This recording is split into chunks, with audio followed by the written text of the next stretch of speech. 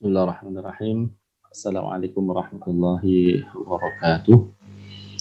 Alhamdulillah, alhamdulillahi wa kafa. Wassalatu wassalamu ala rasulil mujtaba wa ala alihi wa ashabihi wa dzurriyyatihi min kulli taba'an huda.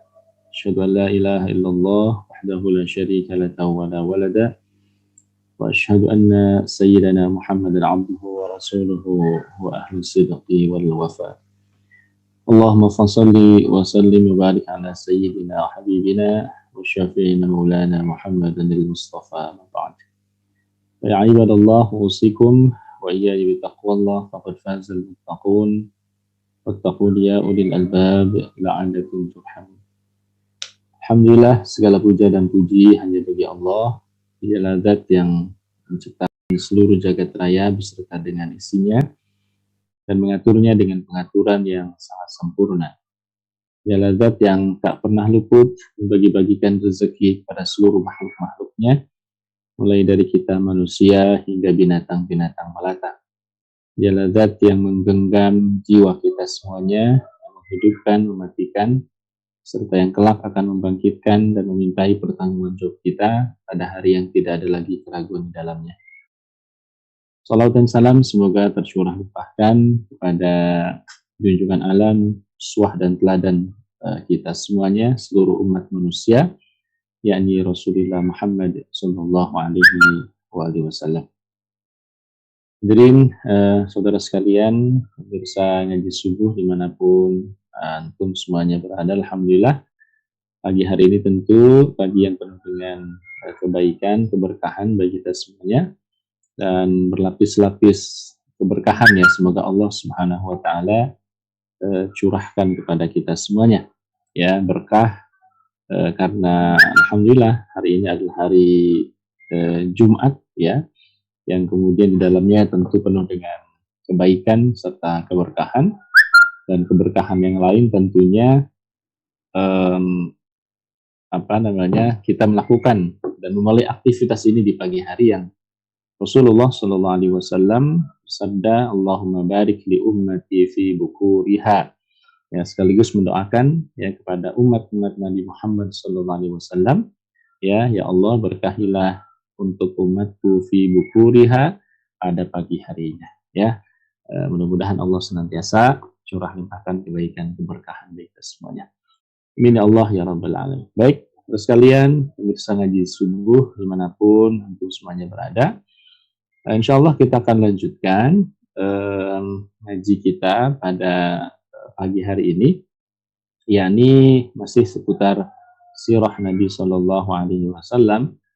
Yang kali ini insya Allah kita akan mengulas bagaimana masa Rasulullah Shallallahu Alaihi Wasallam diasuh ya oleh paman beliau, yakni Abu Thalib, sampai kemudian masa menjelang diangkatnya Rasulullah Shallallahu Alaihi Wasallam menjadi seorang nabi dan rasul. Ya, masa-masa ini tentu menjadi masa yang penting karena diantaranya dihadirkan Rasulullah SAW betul-betul disiapkan ya oleh Allah Subhanahu Wa Taala untuk menjadi seorang nabi dan rasul utusan Allah. Jadi selama waktu tersebut ya nanti kita bisa gali, bisa kita lihat berbagai macam kejadian, berbagai macam peristiwa yang tentu itu semuanya semakin mengukuhkan bahwa benar ya Nabi Muhammad SAW ya disiapkan oleh Allah menjadi seorang nabi dan rasul, bukan hanya menjadi nabi dan rasul tetapi juga menjadi pemimpin umat manusia, gitu ya. Baik, sebagaimana biasa saya akan coba share screen. Maaf ya. Mungkin sudah terlihat di layar. Baik. Baik, sekalian rahmati Allah Subhanahu wa taala. Ya, kita akan coba pelan-pelan telusuri bagaimana Rasulullah Shallallahu Alaihi Wasallam ya dalam pengasuhan paman beliau yakni Abu Thalib hingga menjelang masa kenabian. Ya. Pasca wafatnya Abdul Muttalib atau Syaibah, yakni kakeknya Rasulullah Shallallahu Alaihi Wasallam, Maka kemudian Rasulullah itu diasuh oleh paman beliau, yakni Abu Thalib. Ya, walaupun sebenarnya Abu Thalib ini bukan anak tertua ya dari Abdul Muthalib, tetapi karena Abu Thalib ini dinilai ya memiliki apa namanya tanggung jawab kasih sayang kepada Rasulullah SAW, maka saat itu Rasulullah SAW diasuh oleh paman beliau yang bernama Abu Thalib. Dan sekaligus juga ya Abu Thalib pada saat itu ya juga menjadi salah seorang pemimpin di Quraisy, ya salah seorang pemimpin yang dituakan ya oleh orang-orang Quraisy, sehingga Abu Thalib ini memang memiliki wibawa ya di kalangan orang-orang Quraisy gitu ya. Abu Thalib itu lahir pada 539 sampai 619 ya Masehi, sehingga kemudian sampai di akhir hayatnya Abu Thalib ya itu berusia sekitar 80 tahun ya. Abu Thalib kita tahu merupakan anak dari Abdul Muthalib, nama aslinya Abdul Manaf ya. Istri Abu Thalib ya itu bernama Fatimah binti Asad ya. Meski bukan anak kandung, maksudnya Rasulullah itu bukan anak kandung dari Abu Thalib ya, tetapi Abu Thalib dan istri itu sangat sayang ya kepada Nabi Shallallahu Alaihi Wasallam ya, bahkan sejak kecil ya Rasulullah Shallallahu Alaihi Wasallam selalu tidur di samping Abu Thalib gitu ya, jadi apet ya ke Abu Thalib, kemanapun Abu Thalib pergi Rasulullah SAW selalu ikut dan diajak ya oleh Abu Thalib. Abu Thalib mengakui bahwa Rasulullah SAW itu seorang anak yang memiliki akhlak yang mulia ya, Nabi Muhammad tidak pernah bohong ya, tidak pernah melakukan perbuatan-perbuatan keji, perbuatan maksiat begitu ya. Mulai dari misalnya tidak pernah berjudi ya, ketika masyarakat Arab itu berjudi, tidak pernah minum arak ketika sekian banyak anak-anak muda minum arak, tidak pernah menyembah berhala ya ketika sebagian besar penduduk Mekah menyembah berhala ya, karena sifat dan karakternya itulah ya istri dari Abu Thalib yakni Fatimah binti Asad ya, dia sempat berdoa ya bersama dengan suaminya ya dengan ungkapan ya, Tuhan karuniakan kepada kami seorang anak laki-laki yang tampan wajahnya serta baik sikapnya seperti Muhammad gitu ya. Dan ternyata Masya Allah ya lahir berikutnya dari keluarga Abu Thalib ya seorang anak yang karakternya itu mirip dengan Rasulullah Shallallahu Alaihi Wasallam. Ya, ini siapa? Ali bin Abi Thalib. Ya, Ali bin Abi Thalib inilah yang kemudian berikutnya hidup bersama dengan Rasulullah Shallallahu Alaihi Wasallam. Yang itu juga merupakan bagian dari khidmatnya Rasulullah kepada pamannya. Gitu. Karena Abu Thalib ini memiliki banyak anak ya, dan di antara anak Abu Thalib ya yang kemudian diambil dalam tanda petik ya, diasuh oleh Rasulullah SAW adalah Ali bin Abi Thalib. Ini semacam dalam tanda petik balas jasa begitu. Ketika dulu Rasulullah SAW diasuh oleh Abu Thalib, maka Rasulullah yaitu berinisiatif dengan paman yang lain karena Abu Thalib ini anaknya sangat banyak ya, diantaranya untuk mengambil Ali bin Abi Thalib untuk diurus ya bersama dengan Rasulullah Shallallahu Alaihi Wasallam. Baik, ya itu sekilas ya terkait dengan siapa Abu Thalib. Nah, saudara sekalian yang dirahmati Allah, berapa lama Rasulullah Shallallahu Alaihi Wasallam yaitu dalam bimbingannya Abu Thalib ya. Yang pertama mungkin pada masa-masa awal itu dalam masa pengasuhan Abu Thalib ya. Berikutnya kemudian dalam masa pengawasan ya Abu Thalib ya, paman beliau begitu. Itu sekitar pada usia 8 sampai 25 tahun. 25 tahun ini sebenarnya masa ketika Rasulullah SAW menikah gitu. Jadi kira-kira antara waktu itu ya, antara waktu 8 sampai 25 tahun ya dalam bimbingan Abu Thalib ya, masa-masa awal dalam pengasuhan Abu Thalib, berikutnya ketika sudah akil balik Ya tentu dalam bimbingan dan perlindungan dari paman beliau, yakni Abu Thalib. Nah, terus kalian dirahmati Allah, Abu Thalib ini adalah seorang tokoh ya yang juga banyak diamanahi ya untuk memelihara domba. Ini biasa ya di antara penghasilan atau tradisi orang-orang Mekah ya pada saat itu adalah memelihara domba. Dan Abu Thalib itu banyak sekali diamanahi untuk memelihara domba ya oleh orang-orang Quraisy pada saat itu. Selain tentu beliau juga sendiri tentu memiliki domba dan juga banyak diamanahi oleh banyak diamanahi domba ya untuk diurus gitu. Dan tak terkecuali ya juga Rasulullah Shallallahu Alaihi Wasallam. Kita tahu ya pada masa pengasuhan Halimah As-Sa'diyah ya ketika usianya di bawah 6 tahun Rasulullah Shallallahu Alaihi Wasallam masih belajar mengembala domba. Ya, tetapi ketika pada usia yang sudah dianggap cukup mumayyiz ya dan kemudian balik ya maka Rasulullah Shallallahu Alaihi Wasallam juga diamanahi oleh paman beliau untuk mengembala kambing gitu ya atau mengembala domba ya. Rasulullah SAW menggembala domba itu sejak berusia berapa? 8 sampai 21 tahun, kira-kira seperti itulah. Ya, jadi cukup panjang ya. 21 tahun ya. Itu 8 sampai 21 tahun itu berarti sekitar berapa? 13 ya. Maaf ya, sekitar 13 tahun ya. Rasulullah SAW itu ya memiliki pekerjaan ya profesi ya sebagai seorang pengembala domba. Ini bukan waktu yang singkat, tentunya waktu yang sangat panjang gitu ya. Apa motifnya Rasulullah SAW melakukan itu? Diantaranya adalah untuk membantu paman beliau, yakni Abu Thalib ya, karena memang selama itu beliau diurus oleh paman beliau, yakni Abu Thalib. Kira-kira begitu gambaran.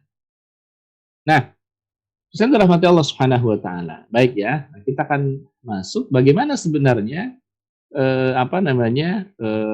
seorang pengembala kambing itu menurut pandangan Islam ya. Yang pertama tentu ya Rasulullah Shallallahu Alaihi Wasallam pernah bersabda. Ini menarik sebenarnya, nanti kita akan jelaskan. Rasulullah SAW bersabda dalam hadis riwayat Bukhari ya, ma ba'atsallahu nabiyyan illa ra'al ghanam. Faqala ashabuhu wa anta faqal na'am kuntu ar'aha ala qararita li ahli Makkah ya. Ma ba'atsallahu nabiyyan illa ra'al ghanam.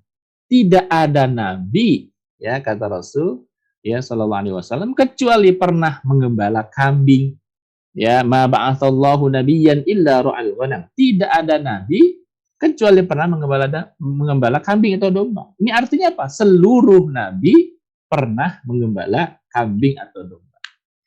Nah, ini menjadi menarik tentunya begitu. Kenapa ya seluruh nabi itu pernah mengembala kambing? Ya, kenapa seluruh nabi pernah mengembala kambing? Ya, pernah dikatakan juga oleh para sahabat ditanya, termasuk engkau ya Rasul? Na'am, kuntu ar'aha ala qararita li ahli Makkah. Ya, sahabat bertanya, apakah termasuk engkau juga ya Rasul? Dia berkata, na'am. Ya, kata Rasulullah SAW, kuntu ar'aha ala qararita li ahli Makkah. Aku ya menggembala domba dengan imbalan beberapa qirat ya, yakni mata uang emas ya dari penduduk Makkah. Masya Allah.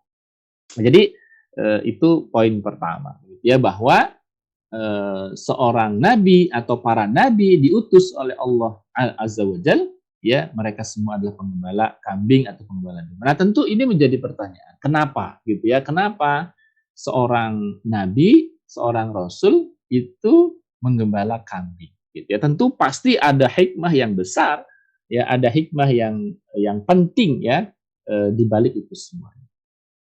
Nah, apa itu? Yang pertama kita lihat misalnya salah satu hadis dari Rasulullah SAW ya, beliau menyampaikan ittakhidhi ghanaman fa inna fiha barakah. Nah, ya ini menjadi motivasi ya bagi para peternak domba, peternak kambing, atau yang mungkin belum memelihara kambing atau domba. Ternyata ini ada hadis dari Rasulullah SAW ya. Peliharalah kambing, ittakhidhu ghanaman fa inna fiha barakah ya, karena kambing itu penuh dengan barakah. Itu Dalam hadis Ibnu Majah dikatakan demikian. Nah, apa saja hikmahnya gitu? Menggembala domba itu apa hikmahnya? Gitu. Ya kita tahu rahmati Allah Subhanahu Wa Taala, menggembala domba itu memiliki banyak hikmah. Diantaranya apa? Kita tahu ya, menggembala domba itu dia digiring ya pada pagi menjelang siang, dan kemudian di satu tempat tertentu, misalnya di situ ada rerumputan, banyak makanan kambing atau domba, lalu kemudian dibawa kembali lagi pada waktu sore hari. Ya begitu hampir setiap hari. Nah, apa saja hikmahnya? Yang pertama, ya, menggembala kambing atau domba itu menempa leadership. Nah, ini juga menarik ya, menempa leadership. Menempa leadership itu artinya apa? Menempa kepemimpinan, gitu. Kenapa? Karena apa yang dia bawa, ya, kita tahu tentu ya, pada zaman itu menggembala domba itu tidak misalnya 5-10 ekor, ya, atau kemudian hanya beberapa ekor saja, tapi jumlahnya sangat banyak, bisa puluhan, bisa ratusan ekor itu. Dan bisa kita bayangkan ya, menggembala domba, mengurus domba yang jumlahnya sekian banyak, ini pasti akan menempa tampil sebagai leader, itu akan menempa kepemimpinan seseorang gitu.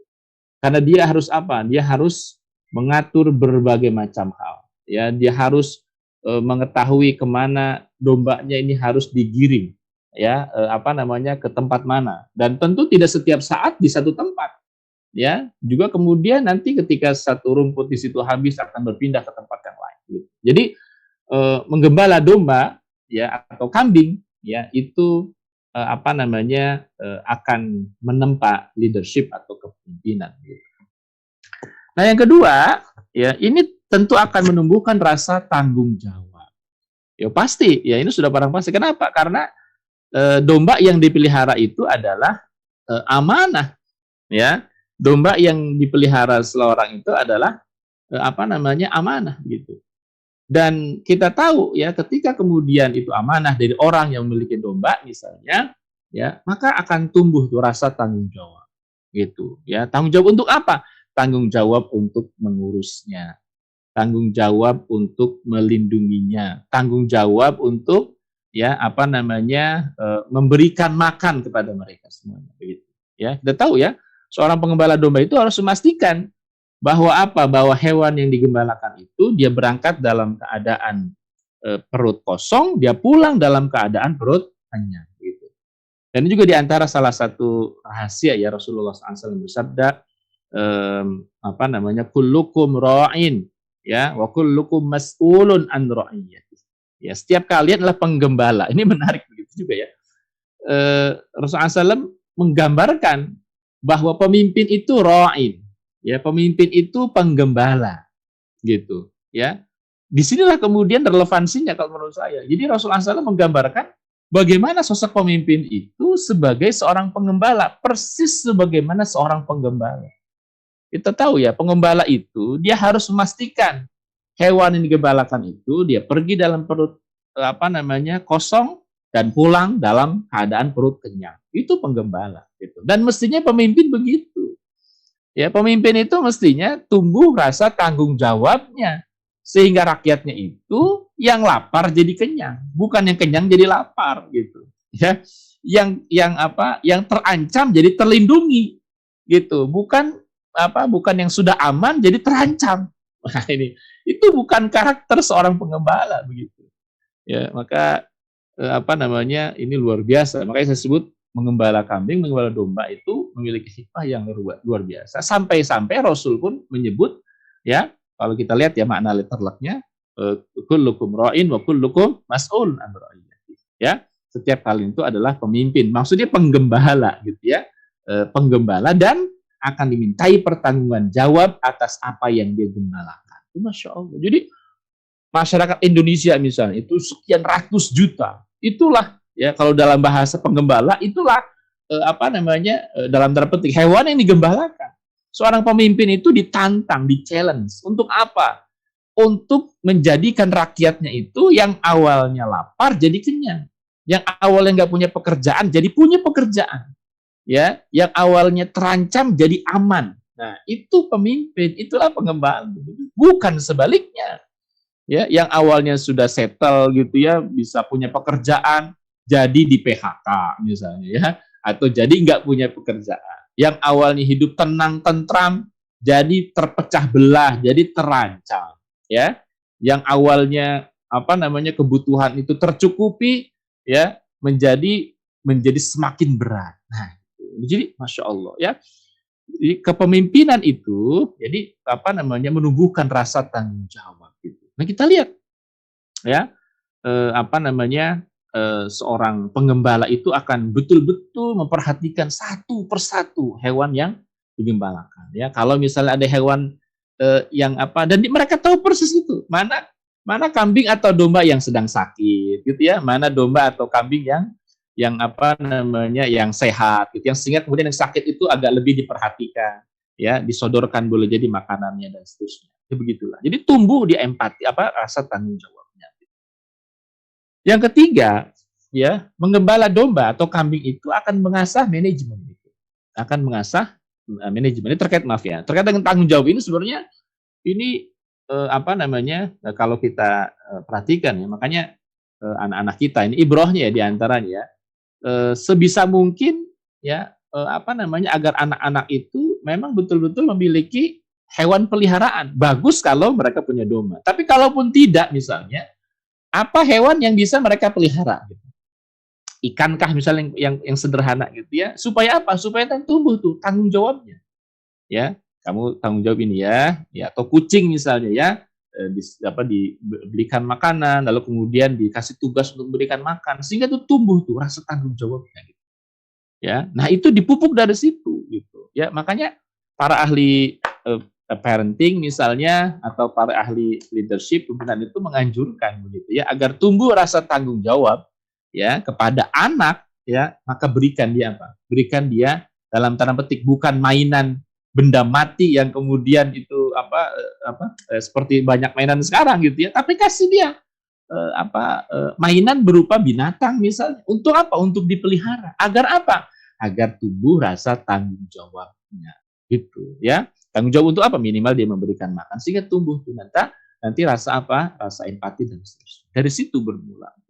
Nah, apalagi tentu melihara domba yang kemudian para ahli sejarah itu mengatakan melihara domba itu memiliki waktu yang luas, bahkan terkadang kemudian dibawa ke padang lapang yang luas gitu, ya, memiliki banyak waktu untuk apa? Bukan hanya sekedar melihat hewan yang digembalakan, tetapi juga melihat apa? Melihat alam semesta, melihat keagungan Allah, melihat langit secara terbuka, ya, melihat alam secara terbuka. Ini tentu akan memicu apa? Memicu tafakur dia ya kepada Allah Subhanahu wa taala. Ya. Nah, yang ketiga baru mengasah manajemen. Ya. Oh, kenapa menggembala domba? Apakah butuh manajemen? Jelas butuh manajemen. Ya. Di mana ya? Tadi saya katakan ya. Di tempat tertentu. Sebagai contoh misalnya di tempat Rasulullah SAW yang menggembala domba di Mekah misalnya. Itu rumput itu sangat jarang gitu, ya. Sementara hewan yang digembalakan itu sangat banyak. Jadi kalau kita lihat misalnya penggembala domba di beberapa tempat di padang pasir, banyak di antara mereka yang nomaden itu. Kenapa? Karena satu tempat nih rumput sudah habis, maka dia harus bawa ke tempat lain yang rumputnya ya masih banyak. Ya, lalu kemudian digilir terus sehingga kemudian dia balik lagi ke rumput yang pertama, ya, karena rumput yang pertama itu sudah tumbuh kembali. Begitu. Ya. Nah, ini tentu akan mengasah manajemen gitu, ya. Kapan dia harus membawa dombanya ke suatu tempat dan kapan dia harus membawanya ke tempat yang lain. Nah, ini tentu butuh apa? Butuh manajemen. Dengan sumber daya yang terbatas. Untuk bisa bayangkan kan gitu ya. Rumput di di padang pasir sangat langka, tidak seperti di Garut ya atau kemudian di Sunda gitu misalnya. Di kita pun kan perlu manajemen juga gitu ya. Di mana ada rumput, ya kemudian nanti rumput setelah habis dibawa ke tempat yang lain, apalagi di padang pasir, itu bisa bayangin gitu. Ya, dengan sumber daya yang ada, resource yang ada, maka dia harus memastikan ya hewannya itu betul-betul kenyang. Bisa bayangkan. Ya, tidak dengan mestinya seorang pemimpin dengan sumber daya yang terbatas dia bisa ngurus rakyatnya dengan benar.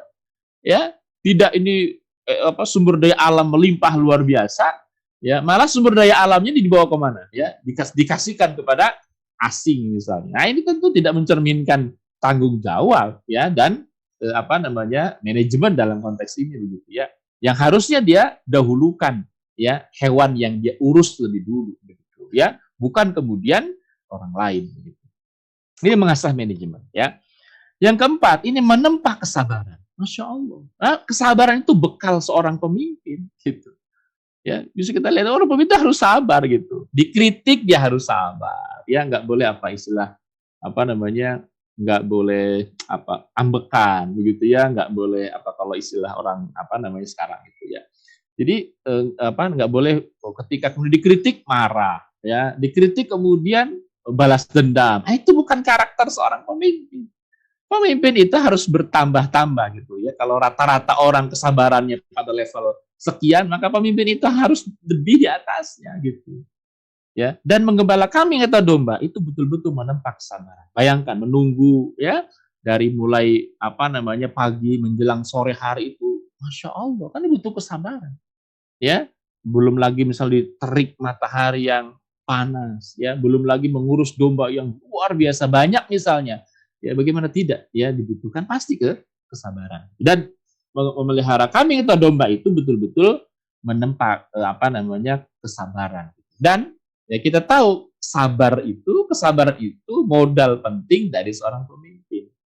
Ya, pemimpin yang tidak punya kesabaran begitu ya akan jadinya seperti ketika ada yang mengkritik dia langsung ditangkap, ketika ada yang memberikan masukan berbeda sedikit langsung dipersekusi, ketika ada yang berbeda dengan dengan kelompoknya langsung dianggap dicap ini dan seterusnya. Nah, itu bukan karakter pemimpin. Ya, atau boleh jadi mungkin nggak pernah gembala domba gitu. Yang digembala yang lain gitu, Allah a'lam. Nah, itu menempa kesabaran gitu ya, menempa kesabaran. Sebentar saya katakan tadi ya, dan harus ditunggu kan gitu. Ya, mengembala domba itu harus ditunggu, nggak bisa ditinggal gitu. Ya, seperti misalnya kita melihara ikan ya, kasih makan udah tinggal kemana gitu. Nggak bisa. Mengembala domba itu harus Harus betul-betul diperhatikan, ditungguin. Masya Allah. Ya, ini kalau bukan orang yang sabar ya, dan kemudian nanti setelah ini pasti akan muncul bertambah-tambah kesabaran. Dan bayangkan Rasul melakukan itu lebih dari 10 tahun gitu. Ini bisa bayangkan gitu. Dan ternyata betul memang tumbuh kesabaran yang dahsyat dari Rasulullah Shallallahu Alaihi Wasallam. Bagaimana ketika beliau dipersekusi, bagaimana ketika beliau dihina, bagaimana ketika beliau bahkan diancam, disiksa, bahkan kemudian diancam untuk dibunuh. Ya, tidak kurang ya kesabaran yang Rasulullah Shallallahu Alaihi Wasallam miliki sampai munculnya nasrullah, pertolongan Allah Subhanahu wa taala. Masya Allah. Yang kelima dirahmati Allah adalah menumbuhkan sifat sayang dan penyantun. Gitu. Itu mutlak tuh nanti akan tumbuh gitu ya. Memelihara hewan, termasuk apalagi di sini domba, kambing, itu nanti akan muncul rasa kasih sayang, rasa penyantun itu akan muncul gitu. Dan itu akan muncul dengan sendirinya gitu. Ketika melihat hewan yang sakit, maka dia buru-buru memisahkan, misalnya ya, memberikan obat atau kemudian memberikan makanan khusus, dipisahkan dari yang lain. Ketika dilihat misalnya ada domba yang terancam, maka dia menjadi orang yang paling terdepan untuk kemudian membelanya dan seterusnya. Jadi muncul tuh rasa penyantun, ya, rasa penyayang. Dan ini juga saya katakan modal penting menjadi seorang pemimpin. Ya, pemimpin itu harus orang yang punya jiwa kasih sayang, orang-orang yang punya jiwa penyayang, penyantun, ya, serta tadi ya, mengayomi gitu. Nanti pada poin berikutnya gitu. Ya, modal penting. Bagaimana bisa orang menjadi pemimpin sementara nggak punya kasih sayang terhadap rakyatnya? Ya, jadi menganggap rakyat itu musuh gitu, menganggap rakyat itu kalau beda sedikit harus disingkirkan. Nah, ini itu bukti ya bahwa menjadi penyayang dan penyantun itu modal penting bagi seorang pemimpin, dan itu ada ya akan hadir ketika seorang mengembala domba atau kambing. Masya Allah ya. Yang keenam maaf ya, saudara Allah Subhanahu wa taala ya, mengembala kambing atau domba itu akan memunculkan menjadi pribadi yang pengayom dan menjadi pelindung. Ini juga modal penting dari seorang pemimpin. Misalnya ketika ada serangan serigala. Coba pemimpin yang baik ya, itu seperti seorang penggembala. Ketika ada serigala yang mau menyerang kambingnya, dombanya, maka dia akan terlebih dulu menghalau. Ya, nah menghalau serigala itu apakah tidak ada resiko? Ada resiko, bahkan resikonya berat. Begitulah pemimpin, dia harus hadir ya pada garda terdepan ketika ada rakyatnya yang dizolimi, ketika ada rakyatnya yang terancam, ya, ketika ada rakyatnya yang kemudian terancam. Apakah terancam karena pekerjaannya akan diambil oleh orang asing misalnya? Itu pemimpin harus berdiri di garda terdepan untuk apa?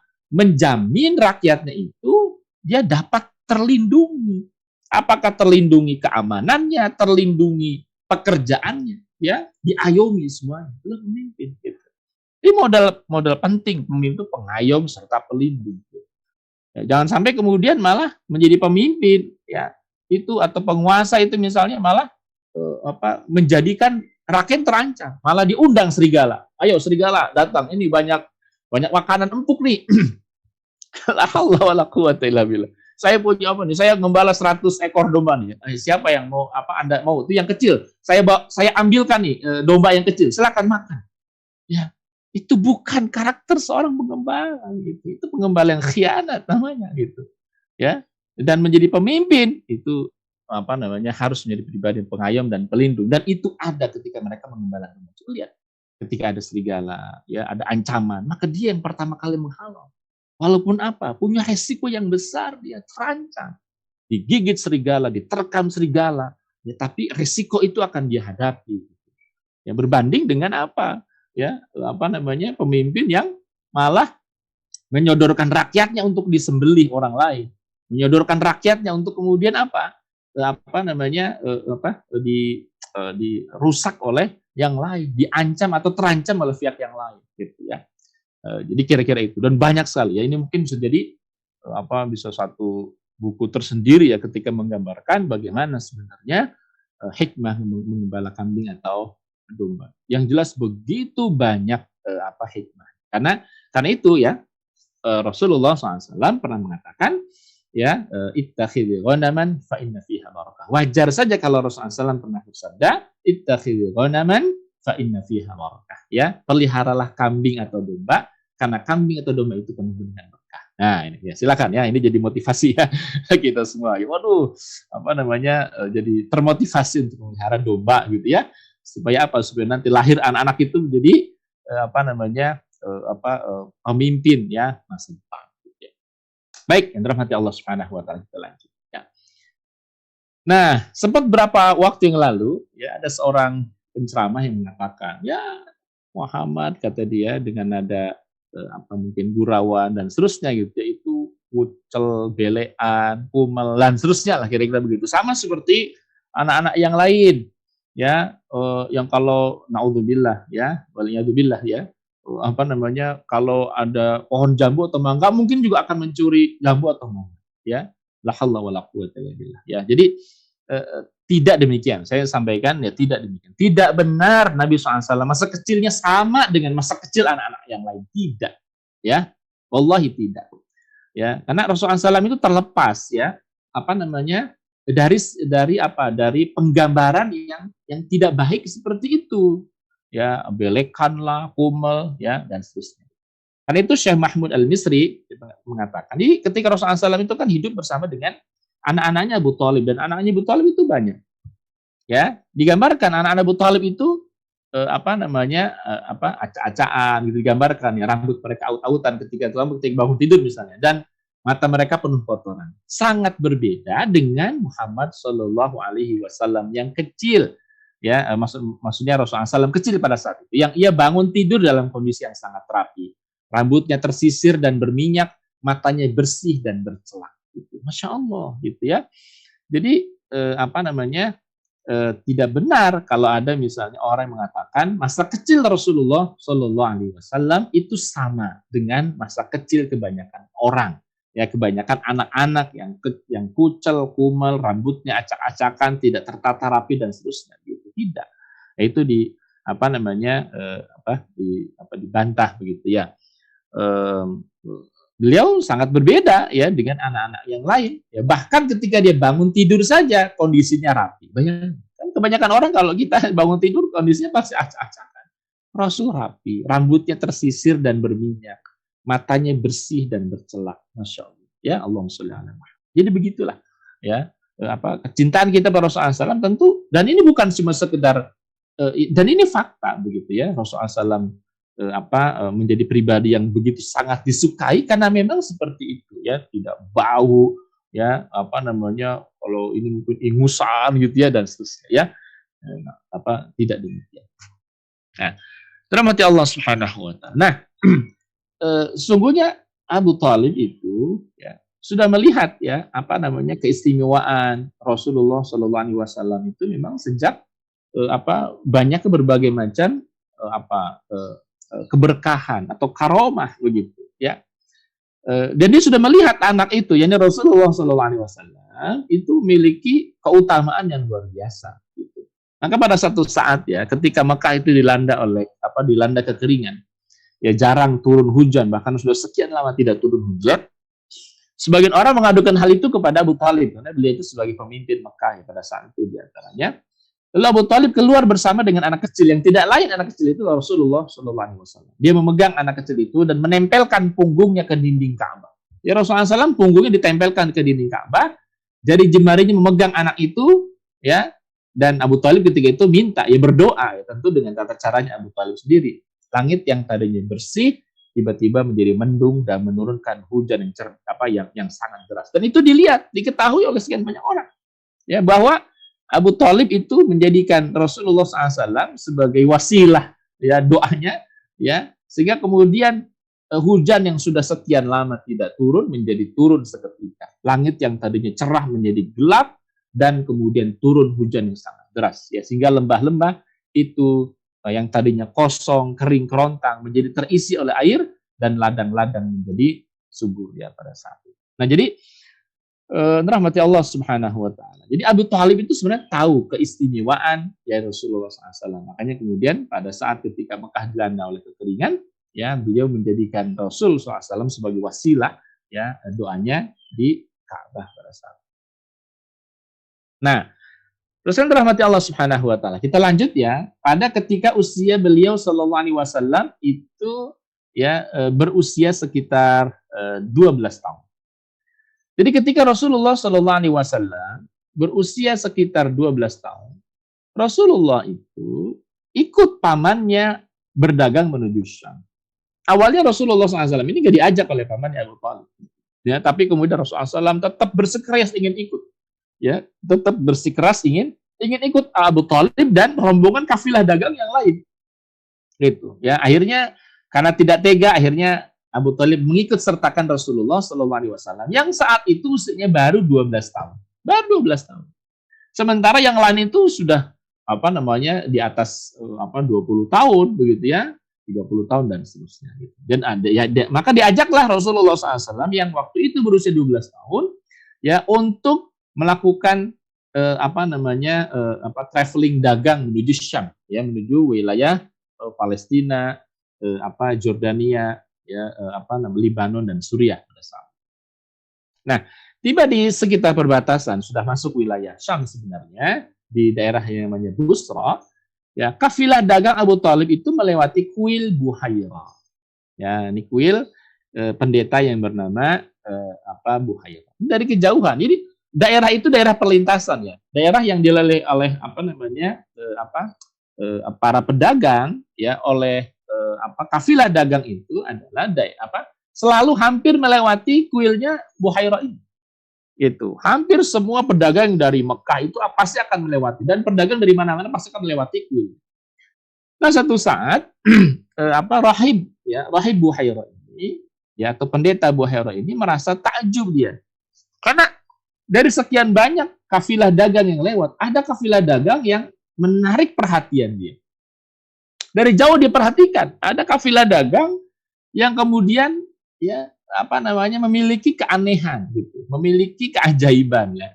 Apa? Karena misalnya dilihat dari jauh ada awan yang selalu memayungi kafilah dagang itu, pohon-pohon dan batu-batuan merunduk sujud gitu ya. Rahib Buhaira, pendeta Buhaira ini merasa, ini pasti ada yang berbeda. Ya, pasti ada yang berbeda. Ya, sebelumnya saya menggambarkan ya bahwa orang-orang Yahudi, orang-orang Nasrani itu memang mereka sudah sangat familiar dengan Muhammad SAW dan mereka tahu bahwa akan ada nabi terakhir yang diutus pada zamannya, gitu. Ya, dan mereka tahu itu mereka berasal dari satu daerah yang bernama Mekah. Nah, jadi dari jauh itu Rahib Buhaira melihat ini ada keanehan, ini ada apa? Nah, karena itu Rahib Buhaira itu punya inisiatif untuk apa? Untuk menjamu makan khusus bagi kafilah dagangnya Abu Thalib. Dia minta kepada pembantunya, coba ya ajak kafilah dagang yang itu ya kita jamu mereka dengan jamuan makan. Padahal nggak pernah. Bahkan di antara mereka juga heran begitu ya. Wahai Tuan, katanya, kami ini sering lewat sini, tapi baru kali ini kami dijamu makan seperti ini, gitu ya. Ya mereka nggak tahu bahwa sebenarnya Rahib Buhaira sedang menyelidiki sesuatu, gitu ya. Mereka dijamulah makan, Abu Thalib segala macam semua makan. Nah, pada saat itu Rasulullah SAW ya itu diminta menunggu di luar, gitu ya. Kata Abu Thalib, pamannya, ya Muhammad tunggu di sini, kami ada undangan makan. Jadi itu kebiasaan orang Quraisy, gitu ya, dan itu tidak baik ya. Jadi anak kecil itu disuruh nunggu di luar usia 12 tahun untuk menunggu apa? Menunggu perbekalan makanan, untuk menunggu dagangan, menunggu unta dan seterusnya. Jadi Rasulullah SAW di luar ya pada saat itu. Sementara yang lain makan. Rasul mengikuti itu. Maksudnya Rasulullah SAW mengikuti titah dari paman Abu Thalib untuk di luar. Nah, ketika Rahib Buhaira itu kemudian melihat makan menjauh mereka, ya ternyata dia melihat tidak ada yang aneh begitu dengan apa yang ada di situ, gitu. Tidak ada orang-orang yang dianggapnya istimewa, gitu. Nah, kemudian Rahib Buhaira mengatakan, apakah sudah semua di antara kalian ini makan, gitu? Kata Abu Thalib, sudah semuanya, kecuali seorang anak kecil yang dia menunggu ya dagangan kami di luar, gitu. Nah, kenapa kamu tidak suruh makan? Dan terus akhirnya apa? Si Rahib Buhaira ini keluar menemui Rasulullah Shallallahu Alaihi Wasallam. Nah, setelah kemudian dia punya waktu untuk apa? Untuk mengajak Rasulullah SAW berbicara dan berdialog dengan Rasulullah Shallallahu Alaihi Wasallam. Gitu ya. Pendeta Buhaira itu mengawali pembicaraannya dengan ungkapan demi Lata dan Uzza. Perhatikan ya, ini Rahib Buhaira itu tahu bahwa kafilah dagang ini berasal dari mana? Dari Mekah. Yang orang Mekah itu menyembah Lata, menyembah Uzza. Gitu, menyembah Lata dan Uzza. Maka si Rahib Buhaira ini mengatakan, ya, membuka percakapan dengan ungkapan demi Lata dan Uzza, aku akan bertanya kepadamu beberapa hal, gitu. Nah, ini yang menarik adalah apa respon dari Rasulullah SAW pada saat ketika si Rahib atau pendeta Buhaira itu mengatakan demi Lata dan Uzza. Apa kata Nabi SAW? Ya, sungguh ya, jangan engkau sebut dua nama yang sangat aku benci, kata Rasul. Nah, kaget pada saat itu Rahib Buhaira, bagaimana bisa anak Mekah itu membenci Lata dan Uzza, gitu. Bagaimana bisa orang-orang Mekah yang menyembah berhala ya membenci Lata dan Uzza, gitu. Nah, Rahib Buhaira itu semakin takjub ya. Ini pasti anak ini yang berbeda dari yang lain, gitu. Karena yang makan di sana itu nggak berbeda, semuanya sama, nggak ada yang istimewa kecuali anak ini, gitu. Ya, maka kemudian ya terjadilah dialog antara mereka berdua ya sampai kemudian pada akhirnya Rahib Buhaira ini memastikan seorang nabi itu dalam catatan di kitab-kitab mereka, ya kitab suci mereka, ada ciri ya tanda kenabian di punggungnya. Jadi di belakang di punggung itu ya memang di beberapa kitab sirah itu digambarkan itu semacam daging jadi begitu ya, seperti halnya koin yang ditumbuhi oleh bulu-bulu kecil, gitu. Nah, ingin memastikan ya Rahib Buhaira, ya benar enggak ini apa yang disebut dengan stempel kenabian itu di situ. Walaupun tentu ya saya ingin sampaikan itu bukan ciri utamanya, gitu ya, bukan ciri utamanya. Gitu. Tapi ingin memastikan dibuka. Boleh aku melihat punggungmu? Kata Rasulullah, silakan. Dibuka punggungnya, betul. Ada stempel kenabian, ada ciri yang oleh orang Yahudi Nasrani itu diketahui sebagai di antara ciri seorang nabi dan rasul. Akhirnya apa? Ya, akhirnya punggungnya dicium oleh Rahib Buhaira. Dan dia mengatakan kepada Abu Thalib, ya, Rahib Buhair mengatakan, ya, ya Tuan, ini anak siapa gitu. Untuk memancing sekedar itu mengatakan, ini anak siapa? Kata Abu Thalib, itu anakku. Ya, itu anakku. Demi Allah katanya, ini bukan anakku. Ya, karena ya kata si pendeta, anak ini ya ibunya sudah wafat, maaf, ayahnya sudah wafat ketika dia masih dalam kandungan dan ibunya wafat ketika dia berusia ya sekitar 6 tahun. Kalaupun engkau adalah kerabatnya, engkau pasti adalah pamannya. Begitu jawab si Rahib Buhair. Masya Allah ya. Dan Rahib Buhair melanjutkan, ketahuilah katanya, bahwa keponakanmu ini adalah nabi terakhir yang ditunggu-tunggu banyak orang. Dan jika orang Yahudi tahu bahwa nabi datang dari Arab, maka dia akan membunuhnya sebagaimana dia telah membunuh Isa bin Maryam. Ya, jangan engkau bawa ke Syam, bawa dia pulang segera. Begitu kata advis dari Rahib Buhair. Akhirnya pas sebagian berangkat ke Syam, Rasulullah SAW dibawa pulang ke ke Mekah gitu. Nah, jadi kita kira itu gambaran. Jadi dan Rahib Buhair ini banyak ya kisahnya dikisahkan dalam buku-buku sirah, kitab-kitab sirah untuk menggambarkan betapa memang ya ciri kenabian itu ya betul-betul sudah terlihat bahkan ketika Rasulullah SAW berusia sekitar 12 tahun ya.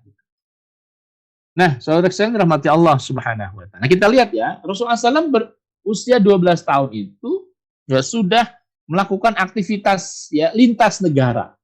Bayangkan ya, lintas negara ini tidak seperti sekarang, pakai pesawat, mobil ber-AC, ya tidak ya. Nah, apa hikmahnya Rasulullah SAW itu melintasi berbagai macam negeri, melintasi berbagai macam bangsa. Kita tahu ya, kalau kita tarik misalnya antara Mekah dengan daerah Busra, itu dekat dengan Jordania, Damaskus dan seterusnya, ya daerah Syam, ya itu sekitar 1.600 km. Itu bisa bayangkan, 1.600 km. Ini bukan perjalanan singkat, perjalanan sangat panjang. Ya, perjalanan yang luar biasa lama, panjang. Bayangkan 1.600 km. Jarak dari Mekah Madinah kan. Makanya kalau orang Mekah ya, itu ke Madinah itu biasa. Ya, orang Mekah ke Madinah itu biasa gitu. Walaupun jaraknya 470 km itu biasa gitu. Ya, karena mereka sudah terbiasa berangkat kemana? Ke Syam. Sudah terbiasa ke wilayah Syam yang jaraknya itu 1.600 km. Dan di antara itu pasti dia akan menemui apa? Menemui orang-orang yang punya warna kulit yang berbeda, bahasa yang berbeda, budaya yang berbeda. Itu pasti itu. Sepanjang perjalanan, ya kan ada saatnya istirahat, ketemu dengan penduduk tertentu, istirahat lagi, ketemu dengan penduduk tertentu, begitu seterusnya. Nah, apa hikmahnya? Hikmahnya pertama adalah kita bisa melihat, bisa mendengar dan merasakan langsung masyarakat dengan budayanya, alamnya, hasil kreasinya, peradaban negerinya, yang pasti jauh berbeda dengan melihat peta atau sekedar membaca buku saja. Ya, ini tentu akan memancing pikiran dan memantik imajinasi. Nah, ini jangan salah ya. Makanya ungkapan orang ketika Anda tuh mainnya kurang jauh, itu benar. Atau kurang piknik itu benar gitu ya. Bisa benar itu gitu. Jadi kalau orang misalnya cara berpikirnya sangat kolot gitu ya, sangat bukan kolot ya, maksudnya nggak ada kreasinya gitu ya, kurang kreatif gitu ya, itu bisa jadi memang kurang jalan-jalan gitu ya. Dan Masya Allah gitu ya, Islam yang memerintahkan kita untuk apa? Fasiru fil ardi, ya, berjalanlah kalian di muka bumi ini, Masya Allah. Nah, kita lihat juga kan para ulama, mereka berapa lama melakukan safar misalnya. Jadi safar ini penting, saudara mati Allah. Jadi jangan seperti semacam di orang Sunda itu kurung batoken ya, kurung batoken di situ terus ya. Kalau kemudian lahirnya di Ciwidey dari mulai kecil sampai meninggal di situ ya, dari mulai kecil dan meninggal Cianjur ya misalnya. Tidak pernah jalan-jalan kemana terus. Maka Masya Allah ya, melintasi berbagai macam bangsa, melihat berbagai macam tempat itu memiliki sense yang berbeda, itu akan memancing pemikiran dan memantik imajinasi. Makanya kalau misalnya para pengusaha, pemimpin itu harus sering dia. Ya, terkadang untuk mencari inspirasi dia jalan kemana gitu ya. Untuk memancing inspirasi dia jalan kemana itu penting sekali. Karena melihat, mendengar, merasakan langsung ya itu berbeda dengan antum melihat dan membaca peta itu beda sama sekali. Ya, misalnya kita ingin melihat Turki atau Istanbul, dibaca di buku kita tahu sejarah dan seterusnya. Saya katakan pasti berbeda. Membaca sekian banyak buku dengan melihat langsung itu berbeda. Berbeda sama sekali. Nah, Rasulullah SAW betul-betul bisa melihat, mendengar, merasakan langsung ya apa masyarakat, budaya, alam, hasil kreasi peradaban negeri ya yang sehingga itu pasti akan memancing pemikiran dan memantik imajinasi. Nah, silakan dicoba ya. Kalau kita ingin buntu gitu selain tentu kita minta sama Allah Jalla wa'ala adalah jalan-jalan gitu ya kemana itu akan memantik imajinasi ya. Yang kedua ya hikmahnya melintasi berbagai negara adalah Rasulullah SAW kecil saat itu hendak disiapkan Allah agar agar memiliki pandangan cakrawala dan wawasan yang luas tidak sempit gitu ya. Karena kalau orang dia di situ terus begitu ya, itu pasti punya pikiran sempit gitu. Ya, obrolannya hanya itu saja. Dia tidak memiliki pandangan yang luas karena apa? Karena pergaulannya hanya di situ saja gitu. Ya, pergaulannya di situ saja. Ya, maka sangat penting bagi kita untuk bergaul dengan berbagai macam kalangan ya agar Agar terbuka tuh cakrawalanya, wawasannya menjadi luas, tidak sempit gitu ya. Dan yang ketiga, ya, ini untuk menguatkan visi global menjadi pemimpin berbagai bangsa. Gitu ya. Jadi bayangkan ya, kalau kita punya visi menjadi pemimpin dunia ya, sementara gaulnya ya di itu gitu. Gimana bisa jadi pemimpin dunia kalau gaulnya cuma di situ aja, coba bisa bayangin ya. Ya, maka Masya Allah, ini hikmahnya Nabi melintasi berbagai negara. Sebelum itu kan beliau pernah ke Madinah gitu ya, bersama dengan ibunya ya, dan seterusnya gitu ya. Itu akan menguatkan visi global. Oh, ini daerah nanti akan saya pimpin. Nah, kira-kira begitu. Ya, ini nanti wilayah yang nanti akan saya Islamkan. Ini wilayah nanti yang akan kita bangun peradabannya. Begitu. Itu pemimpin itu. Ya, tidak kemudian hanya di satu tempat saja begitu ya. Nah, itu tentu akan membuat jumud begitu ya.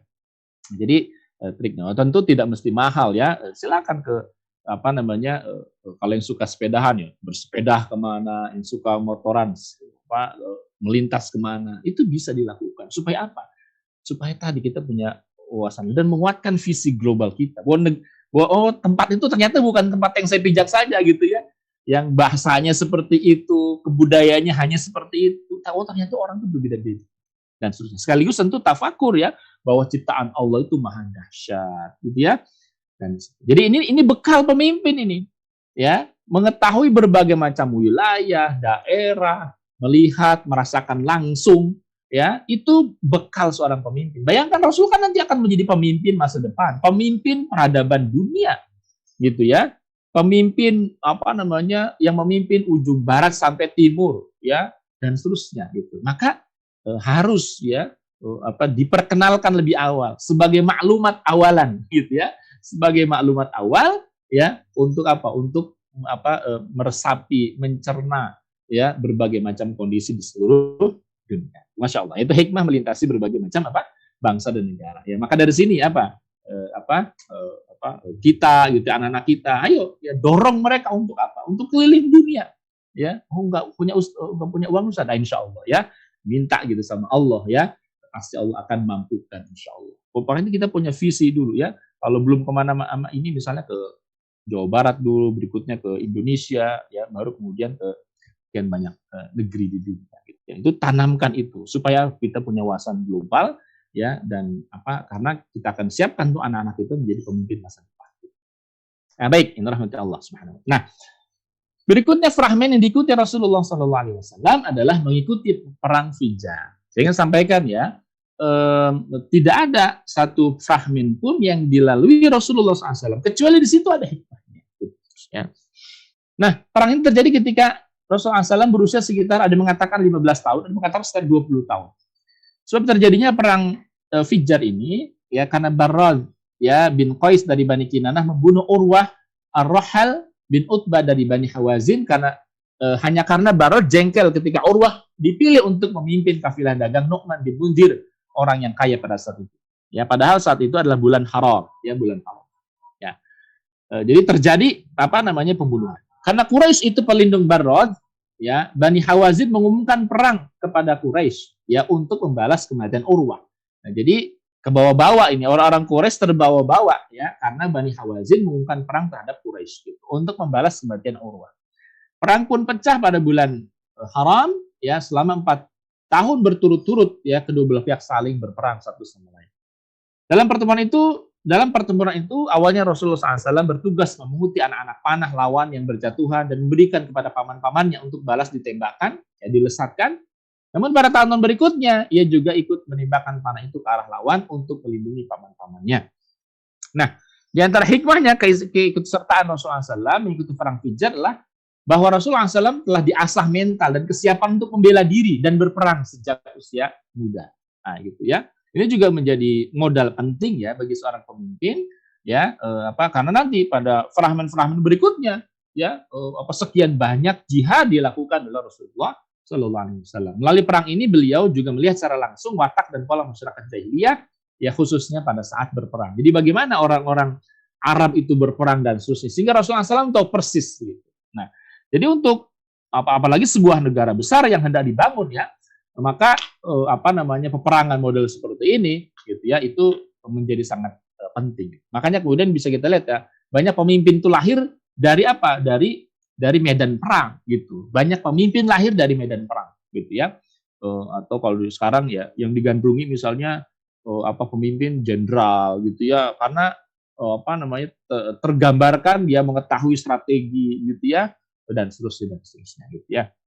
Itu satu fragmen. Fragmen berikutnya adalah Rasulullah SAW terlibat dalam hilful fudul. Hilful fudul artinya orang-orang yang memiliki keutamaan. Ya, fudul itu, ya, orang-orang yang punya keutamaan. Sebab terjadinya perjanjian ini, ya, ini karena seorang pedagang dari Yaman.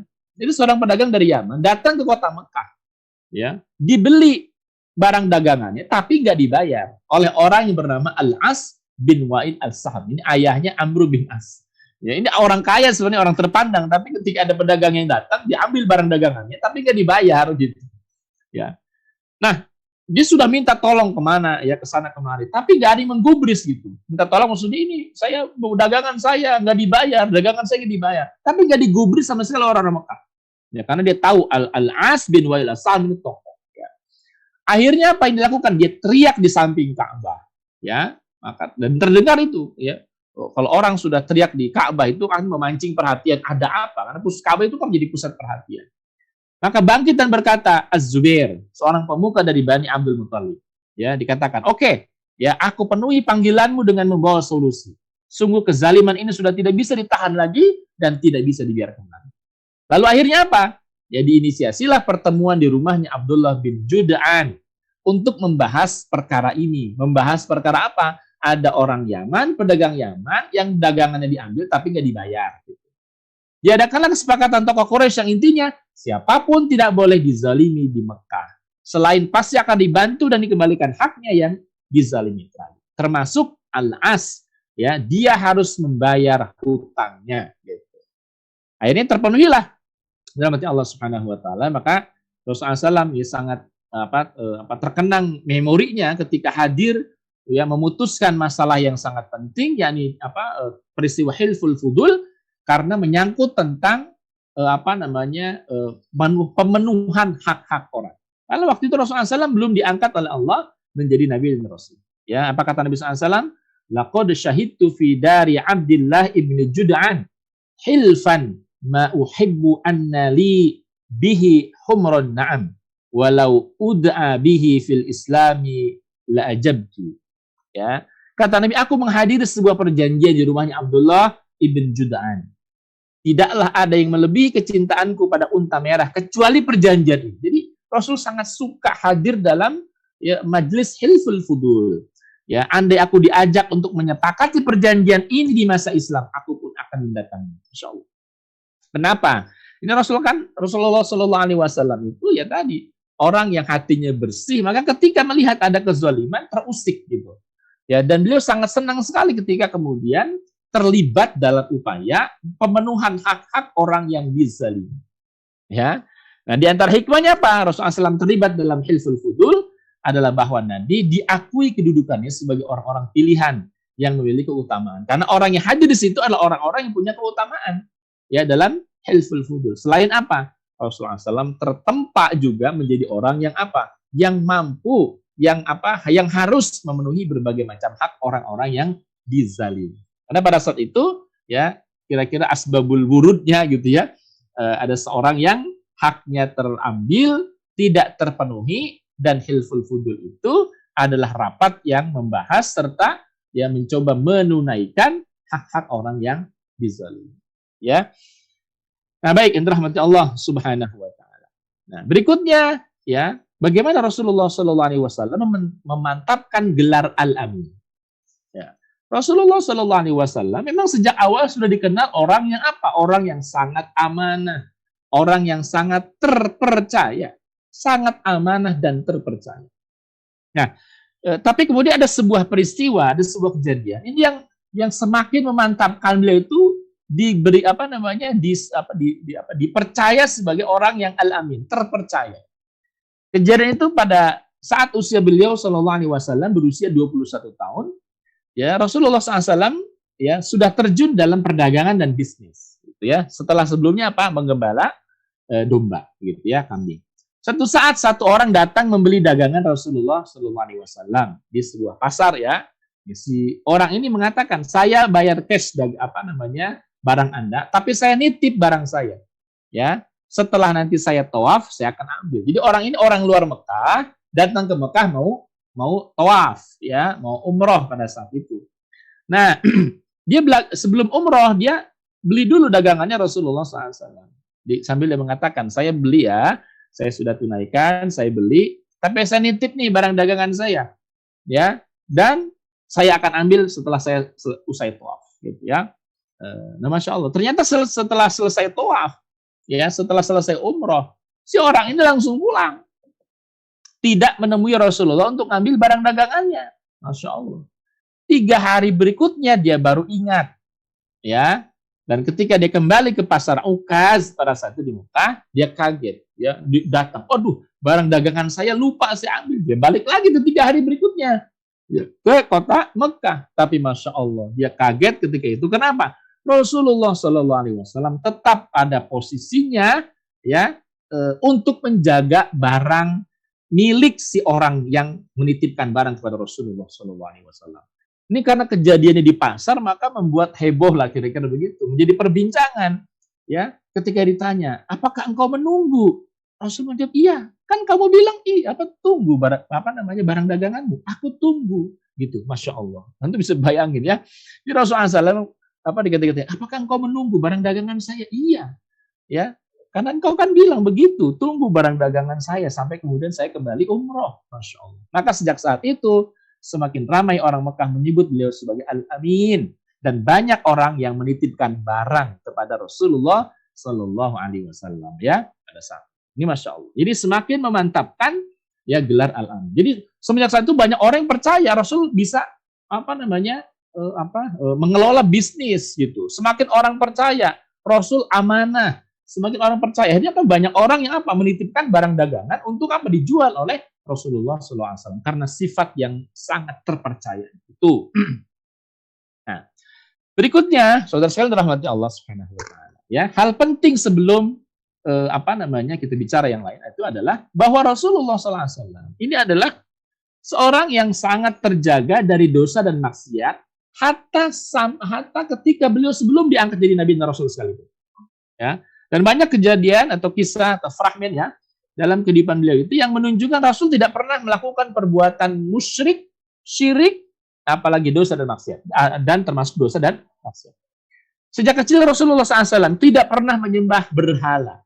Bahkan sangat membenci Lata dan Uzza. Ya, ketika pendeta Wuhair mengatakan demi Lata dan Uzza, apa respon Rasulullah SAW? Kata beliau, jangan engkau sebut nama yang sangat aku benci itu. Lata dan Uzza. ketika mengembala domba, ini ada kisah menarik ya. Ketika bila mengembala domba, itu ada teman-teman sesama pengembala domba, ya, yang kemudian mengajak Rasul, ya Muhammad, di sana ada apa namanya? Biasanya kalau ada, nah, hampir sama dengan masyarakat kita ya, kalau ada yang menikah suka menghadirkan biduan untuk nyanyi dan seterusnya. Di sana ada tontonan gitu ya. Jadi teman-teman pengembala yang lain ngajak Rasul untuk menonton apa namanya? Kalau sekarang mungkin konser gitu ya, konser biduan nyanyi gitu. Ya. Apa namanya? Nah ini Masya Allah ya, ini luar biasanya apa? 3 kali Rasul diajak untuk nonton, 3 kali itu pula ya rasa kantuk menyergap Rasulullah SAW sampai apa?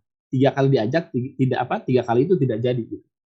Ya karena apa? Karena Rasul dilanda kantuk yang luar biasa berat gitu. Mau diajak untuk nonton biduan, ngantuk, Rasul tertidur. Mau diajak lagi ya untuk nonton biduan, Rasul ngantuk lagi, tidak jadi lagi. Masya Allah. Itu cara apa di antara Allah menjaga Rasulullah SAW sehingga betul-betul terjaga kesucian dan kemurnian jiwa beliau.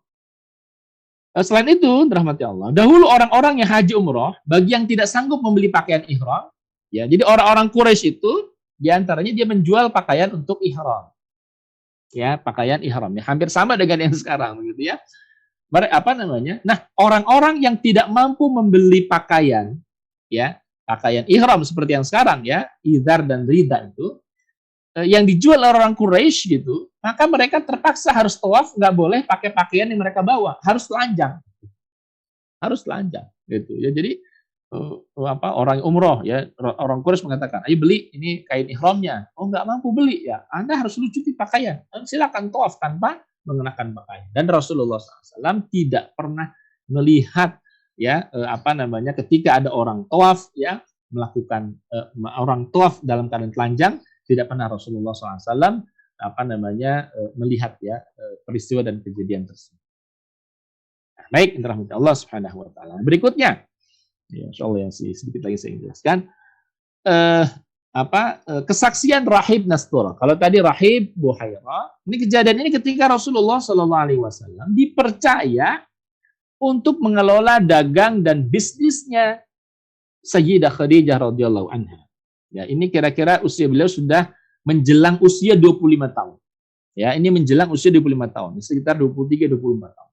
Ya. Mendengar Rasulullah SAW sangat jujur, ya, maka salah seorang saudagar kaya raya, yakni Sayyidah Khadijah radhiyallahu anha, itu sangat kaya pada saat di Mekah, ingin dan mempercayakan barang dagangannya dikelola oleh Rasulullah SAW. Ya, mempercayakan bisnisnya dikelola oleh Rasulullah SAW. Maka kemudian dibuatlah sebuah traveling dagang, kafilah dagang yang dipimpin oleh Rasulullah SAW. Ya, kemana? Ini sama ya, tempat favoritnya adalah Syam, ya, karena Syam itu waktu itu sudah sangat ramai sekali oleh sekian banyak orang. Nah, pada saat itu Siti Khadijah, Sayyidah Khadijah itu menyertakan seorang pembantunya, pembantu pria ya, bernama Maisarah, ya, ikut bersama Rasulullah SAW. Ya, salah satu tujuan Sayyidah Khadijah ya membersamai Rasulullah SAW dengan dengan pembantunya bernama Maisarah untuk melihat secara langsung pribadi Nabi Sallallahu Alaihi Wasallam. Nah, begitulah kira-kira ya. Kalau kita ingin mengetahui sifat karakter orang, ya bersamai dia 3 hari dalam perjalanan, maka kita akan melihat karakter aslinya seperti apa. Ya, maka pada saat itu ya dan perjalanan ke Syam tentu memakan waktu berhari-hari pastinya gitu. Dan akan terlihat itu pribadinya Rasul seperti apa, karakter apanya seperti apa gitu. Nah, suatu saat ya di sebuah di perjalanan Rasulullah SAW istirahat di sebuah pohon yang tidak jauh dari tempat ibadahnya gerejanya Rahib Nastura. Ya, di tempat ibadahnya Rahib Nastura. Ya, si pendeta ini bertanya kepada Maisarah, ya temannya Rasulullah SAW, ya siapa laki-laki yang beristirahat di bawah pohon itu? Lalu Maisarah menjelaskan, dia min ahlil haram, dia adalah orang yang mulia, orang-orang yang terhormat, ya dari nasab yang terhormat di Mekah, ya kata Maisarah. Lalu Rahib itu berkata, ya sungguh tidak ada seorang pun yang beristirahat di bawah pohon itu kecuali dia seorang nabi. Tidak ada orang yang beristirahat di bawah pohon itu kecuali seorang nabi. Itu penjelasan dari Rahib Nastura. Ini konon tempat di mana Rasulullah SAW itu singgah, ya itu di daerah Bukawiyah di Jordania gitu. Itu masih ada. Ini pohon ini disebut dengan pohon sahabi namanya. Orang-orang Jordan menyebutnya pohon sahabi, pohon yang diyakini sebagai tempat yang dulu pernah disinggahi Rasulullah Shallallahu Alaihi Wasallam. Berarti usianya sudah sangat tua dan sudah sekian padang pasir begitu ya. Nah, itu hanya pohon ini yang kemudian ada. Baik, ya itu juga menjadi kesaksian berikutnya. Kesaksian dari Rahib Nastura ini menjadi bukti betul-betul Rasulullah SAW itu sangat populer ya di kalangan ahlul kitab. Nah, sehingga kemudian kepribadian Rasulullah Shallallahu Alaihi Wasallam sangat memikat hatinya Sayyidah Khadijah radhiyallahu anha. Ya, dapat dengar dari Maisarah bagaimana Rasulullah di perjalanan, bagaimana jujurnya, bagaimana amanahnya, bagaimana sikap dan perilaku yang sangat mulia, ya sampai pada akhirnya ya Siti Khadijah tertarik dengan pribadi Rasulullah SAW. Sayyidah Khadijah adalah saudara kaya yang juga sangat cantik. Ya berkali-kali kaum lelaki bangsawan dari kalangan Quraisy mencoba melamar, tetapi selalu ditolak oleh Sayyidah Khadijah. Selalu ditolak. Ya. Nah ketertarikan Sayyidah Khadijah bertambah sepulang dari Syam, Rasul dari Syam, setelah mengelola bisnisnya. Ya, selain mendapatkan hasil yang berlimpah, juga ditambah informasi dari Maisarah tentang budi pekerti Rasulullah SAW, tentang kejeniusannya, kejujurannya, dan tentang keamanan. Gitu ya. Akhirnya, melalui teman wanitanya, Nafisah binti Munayyah, Siti Khadijah menyampaikan keinginannya agar Nabi SAW bersedia menikahinya. Ya, setelah beliau SAW menyampaikan keinginannya kepada paman-pamannya, akhirnya mereka mendatangi paman Khadijah untuk melamar keponakan. Jadi dibuat pada saat itu ya Siti Khadijah menyampaikan ketertarikan. Lalu dibuatlah skenario oleh Nafisah binti Munayyah ini. Ya, jadi untuk menjaga hati dan perasaan Siti Khadijah, ya terlebih dahulu Nafisah mendatangi Rasulullah SAW. Ya, kira-kira Nafisah itu mengatakan, ya Muhammad, bagaimana kalau kemudian engkau menikah dengan Siti Khadijah? Ini memancing. Bagaimana kalau engkau menikah dengan Siti Khadijah? Rasulullah SAW merasa minder gitu ya, karena saya ini siapa gitu. Ya, kata Nafisah, kalau Siti Khadijah mau bagaimana? Kalau Sayyidah Khadijah mau bagaimana? Ya itu Rasulullah SAW menunjukkan artinya tidak menolak ya dengan tawaran si Nafisah. Nah, ketika ada lampu hijau seperti itu, maka buru-buru Nafisah menyampaikan kepada Sayyidah Khadijah, Rasulullah mau, Muhammad mau katanya. Nah, gitu. Akhirnya dibuatlah semacam rencana sehingga kemudian akhirnya Rasulullah SAW melamar Sayyidah Khadijah. Gitu ya. Pernikahan terjadi 2 bulan sepulang beliau dari Syam. Yani ketika usia Rasulullah SAW 25 tahun dan Sayyidah Khadijah berusia 40 tahun. Adapun maharnya pada saat itu sekitar 20 ekor unta muda. Gitu ya. Itu yang kemudian banyak ditulis dalam sejarah. Rahmatillah Allah Subhanahu wa taala. Nah, setelah pernikahan ada satu kejadian lagi yang kemudian semakin mengokohkan peran Rasulullah Shallallahu Alaihi Wasallam ya sebagai seorang pemimpin. Yani apa? Yani kejadian ketika renovasi Ka'bah, gitu ya, renovasi Ka'bah. 5 tahun sebelum kenabian, ya usia 35 tahun. Jadi Rasul menikah usia 25 tahun, ya. Lalu kemudian 10 tahun berikutnya ada kejadian yang pada saat itu Mekah dilanda oleh banjir besar. Ya, Ka'bah terendam yang menyebabkan bangunan Ka'bah menjadi rapuh dan dinding Ka'bah menjadi pecah-pecah. Sementara orang Quraisy bimbang antara merenovasi atau membiarkannya gitu. Karena takut jika harus merobohkan Ka'bah. Jadi unik gitu. Jadi mereka memori tentang penyerangan pasukan bergajah oleh Abraha itu sangat menempel dalam benak mereka. Kenapa? Mereka takut nih. Ini Ka'bah ini kan terendam banjir, dindingnya rapuh gitu. Ini ada 2 opsi antara merenovasi atau membiarkan aja udah ambruk gitu. Ya, kenapa? Kalau mereka merenovasi artinya kan harus meruntuhkan dulu bangunan. Sementara mereka takut gitu. Meruntuhkan bangunan Ka'bah mereka takut. Kenapa? Ini rumah Allah gitu. Akhirnya salah seorang tokoh tampil, Walid bin Mughirah, yang mengawali perobohan bangunan Ka'bah, dirobohkan dulu. Kalau untuk renovasi pasti dirobohkan dulu ya. Lalu diikuti oleh yang lain. Ya, melihat Walid bin Mughirah nggak terjadi apa-apa, dia nggak mati gitu ya. Sebagaimana kemudian ketika pasukan Abraha nyerang gitu ya, diserang burung ababil, ternyata tidak. Akhirnya diikutilah oleh yang lain. Nah, Kemudian Ka'bah dibangun kembali dengan biaya dari masyarakat Quraisy ya, dengan hanya menerima uang yang halal saja. Ini kejadian pada saat itu ya. Jadi ini walaupun orang Quraisy ya, penyembah berhala, tapi untuk membangun Ka'bah dia hanya menerima ya uang yang halal. Yang haram itu ditolak begitu. Nah, ketika bangunan Ka'bah sudah hampir pada posisi Hajar Aswad, mereka berselisih tentang siapa yang mendapatkan kehormatan meletakkan Hajar Aswad di tempat yang semula. Akhirnya Abu Umayyah bin Mughirah mengusulkan, ya katanya siapapun yang pertama kali masuk pintu masjid itu sebagai penengahnya. Ya, apa? Dan pada saat itu Masya Allah ya, tentu atas kehendak Allah Subhanahu Wa Taala. Setelah pembicaraan itu langsung muncul Rasulullah SAW dari pintu masjid. Ya, dan akhirnya apa? Akhirnya orang-orang berteriak ya di antara mereka, inilah Al-Amin, inilah Al-Amin. Kami ridho padanya, kami ridho padanya. Akhirnya Rasulullah langsung dijadikan sebagai penengah. Dan Rasulullah SAW memberikan solusi yang sangat jitu, yang memuaskan hati semuanya, yakni apa? Ya, dengan membentangkan selendang, ya, atau kemudian sorban, menempatkan Hajar Aswad di atasnya, dan minta kepala suku memegang pinggir-pinggir ujung selendang atau sorbannya tadi. Ya, sehingga ketika dia mendekati Hajar Aswad, Rasulullah yang menempatkan itu pada tempat yang semula. Sehingga apa? Perselisihan tentang siapa yang punya hak menempatkan Hajar Aswad selesai dengan solusinya ya Rasulullah Shallallahu Alaihi Wasallam. Nah baik ya, rahmati Allah, saya cukupkan saja di sini ya karena slide berikutnya mungkin nanti bisa kita inikan ya karena itu sudah cukup ya insya Allah sekarang sampai dengan saat ini itu posisi Rasulullah SAW menjelang kenabian ya pada saat usia Rasulullah SAW 35 tahun beliau kemudian diberikan amanah kehormatan dan semenjak itu pun orang-orang semakin yakin, orang-orang semakin tahu bahwa ini betul pemimpin masa depan, gitu ya, pemimpin masa depan karena bisa menengahi berbagai macam konflik yang terjadi dan itu sangat tajam sekali pada masyarakat Mekah pada saat itu, gitu ya. Baik itu saja ya rahmat Allah Subhanahu wa taala ya yang bisa sampaikan pada kesempatan ini. Mohon maaf ya, mungkin sangat panjang jadi tapi mudah-mudahan bisa ditangkap ya apa pesan. Wallahu a'lam bishawab. Assalamualaikum warahmatullahi wabarakatuh.